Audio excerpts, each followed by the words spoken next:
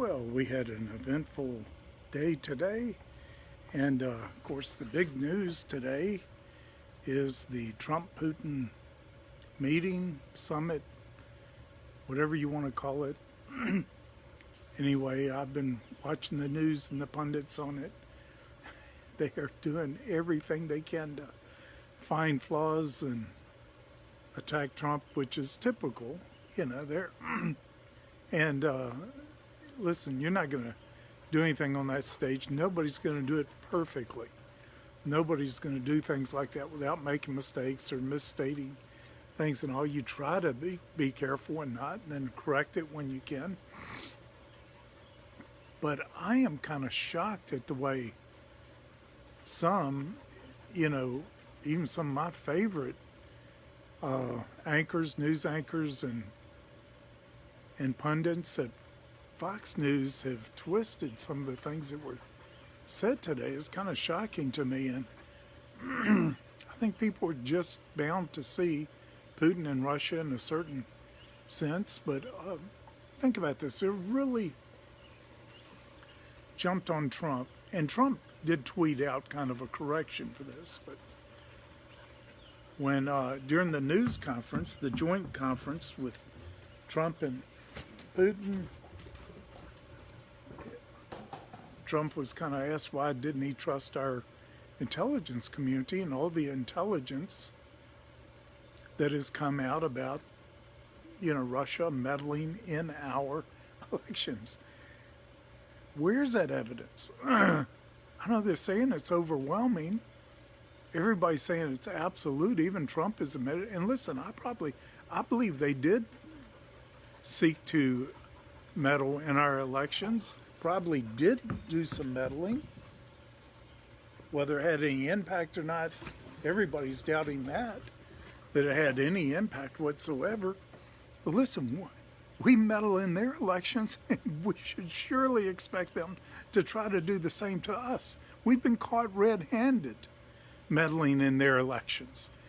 Putin even exposed some of his really sensitive intelligence gathering techniques to provide proof for us meddling in the Ukrainian election. Not only meddling, what we did, and our ambassador there even boasted about what they did to turn that election against the pro-Russian candidate in Ukraine towards the anti-Russian candidate. And then Obama brazenly sends his own campaign people to Israel to try to defeat Netanyahu in their elections, very brazenly. We do it all over the world all the time. Everybody knows it.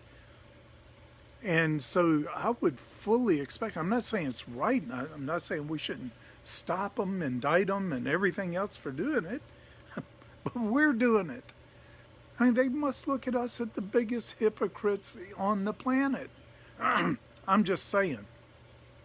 But then why would Trump even hesitate for a minute when he's saying to doubt the intelligence of our own intelligence service? Remember when he took office and he couldn't talk on the phone in a room alone without every word of the conversation being leaked? They found bugs and plants all over the White House from our intelligence service. Remember that all that went on for a long time. I believe a lot of it was weeded out. But a whole lot of what is surfaced with the FBI, which is a part of our intelligence service, they have intelligence and counterintelligence. What the FBI was doing against Trump, do you expect Trump to have believed their thing? And then when Trump, why would he deflect the question and start talking about the DNC server? Because if Russia did do some of the things they're accused of, evidence would have been on that server. So why did the FBI destroy so much evidence?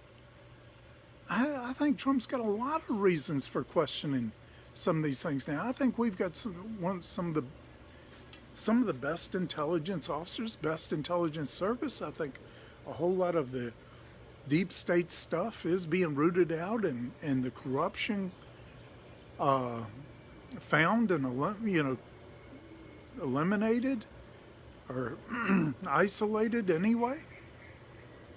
So I think we have a whole lot more reason now for Trump to trust his intelligence service than he did when he took office.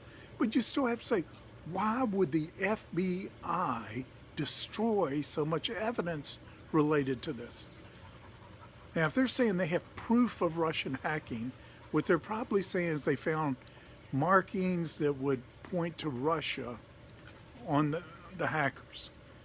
Now, one thing I think came out, and that was almost certainly true, that if there were Russian markings on the hackers or the hackings, you can almost be sure it was not the Russians doing it. They are far more sophisticated than that, than to leave a trail like signing their name to the hacking. That's crazy. So there's a lot of reasons to doubt some of this, and because, I don't know where's all this proof? Now, maybe these indictments of these Russian army intelligence officers that came out, maybe they should have plenty of proof there to have gotten indictments, even though we have the case we do have cases of American elected officials being indicted, even with laws that did not exist, that were not on the books. I mean, we have crazy stuff going on in our government. I'm not trying to defend Putin or the Russians for trying to, they say undermine our democracy and whatever they're trying to do. But listen, they're doing what governments do, and they are feeling increasingly threatened by the U.S. for many reasons. I've got a whole list. I've kept a list of the ways that we have either told Russia one thing and done the opposite, which there's been numerous times we've done that since the wall came down, since the Iron Curtain came down. There's been a number of ways that we said we weren't going to do things we did, or said we're not going to do things. We're going to do things that we ended up not doing. There's plenty of examples. Some of that just happens. Just like there are people, people. And guess what? Governments are run by people, and people, we all do, who make all kinds of promises. And when they're making the promise, they really mean to do it. I believe they're being honest and sincere, but they forget them. Fail to follow through. I'm sure I've got a trail like that.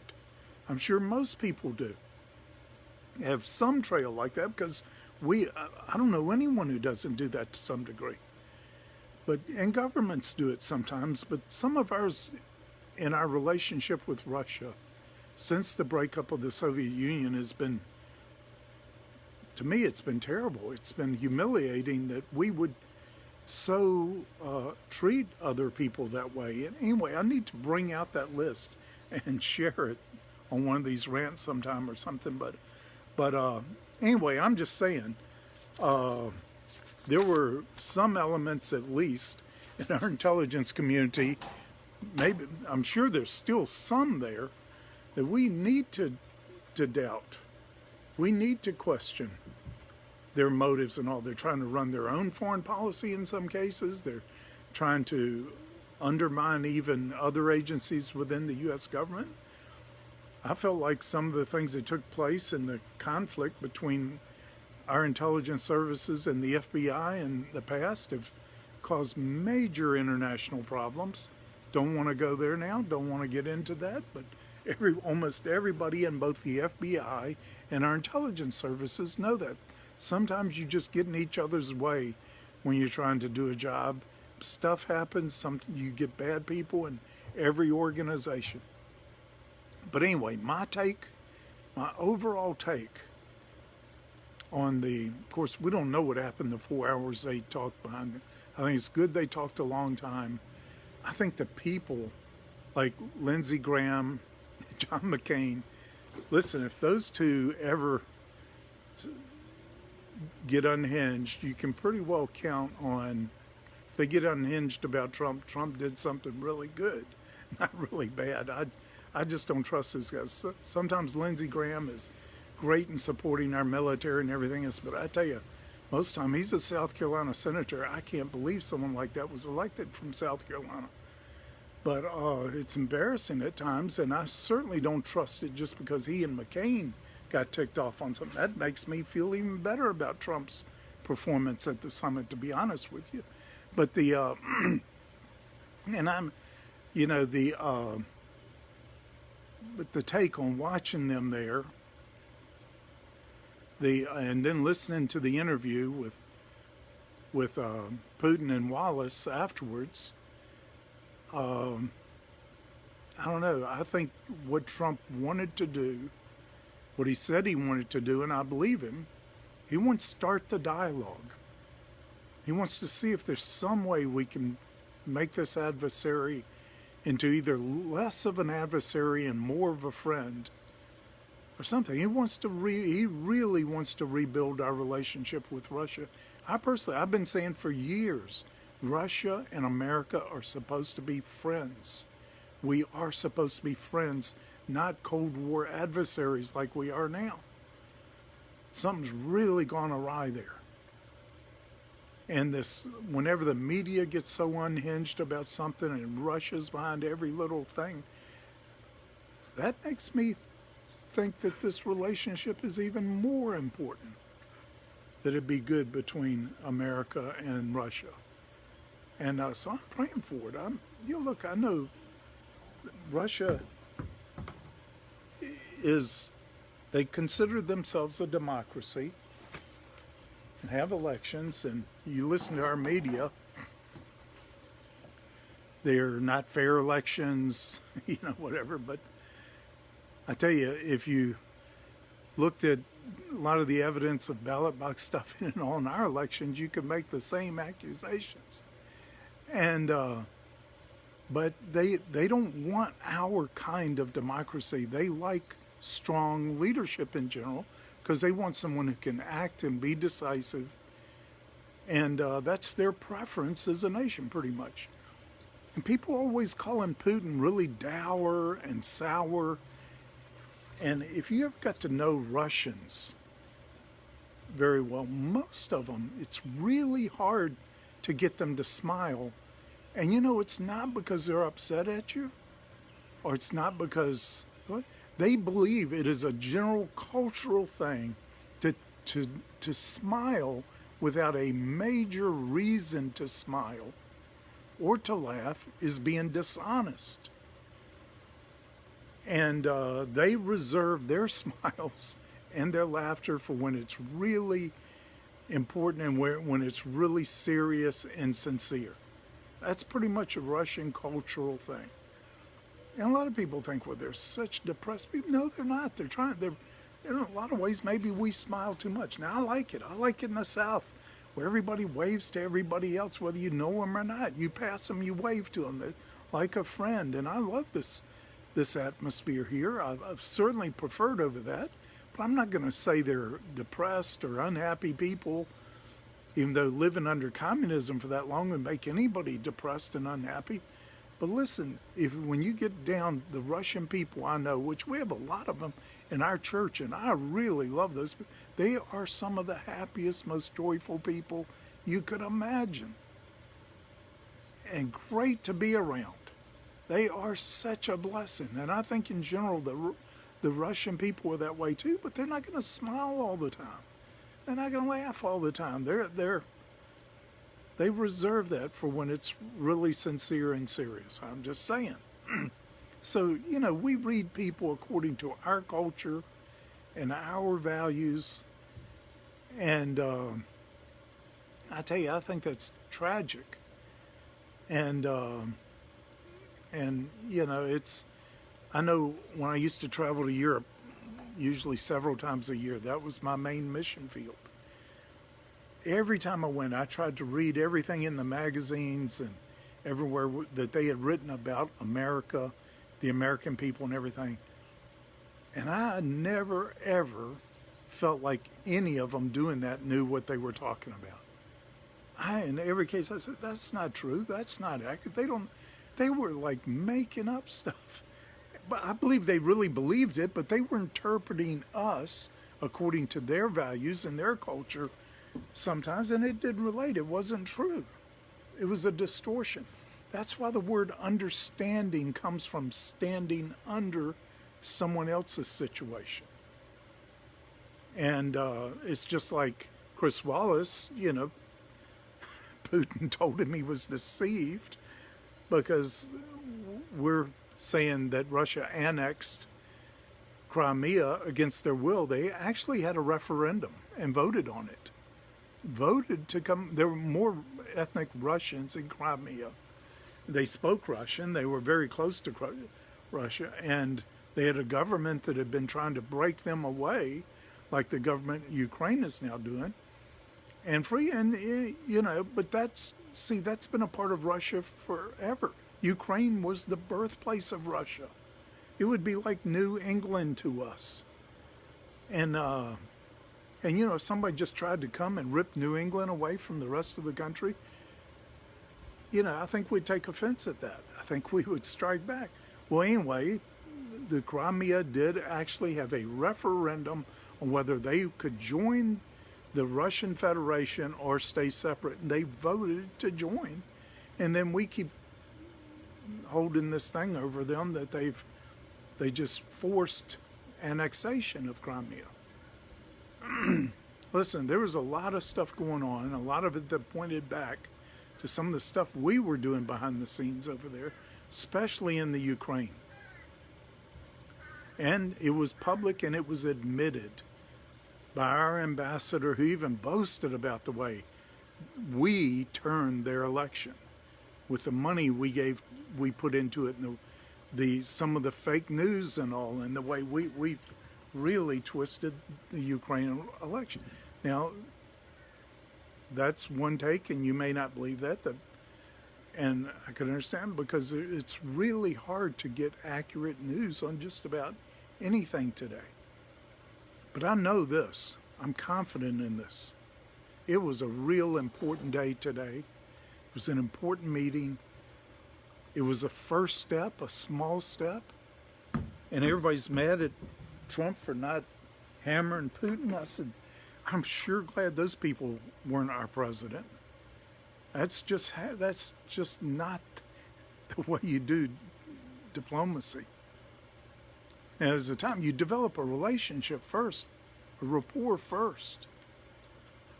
And we do through all kinds of means, and Trump has been far harder on the Russians than Obama was, imposing sanctions and all kinds of other things. He's been really severe, but at the same time, he's trying to meet with them, say, is there some way we can work this out and work together?